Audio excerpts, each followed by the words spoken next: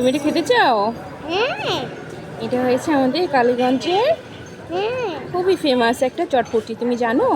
হ্যাঁ এই চটপটিটা সবাই অনেক পছন্দ করে খেতে। হ্যাঁ এখানে যারা ঢাকা থেকে আসে বা দূর থেকে আসে তারা এখানে এসে এই চটপটিটা মজা করে খায়। আমরা এখন অনেক মজা করে খাবো। হুম, মজা।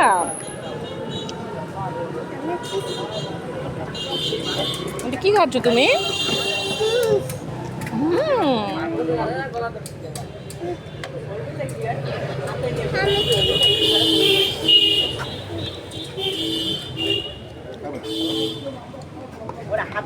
গরম গরম মজা।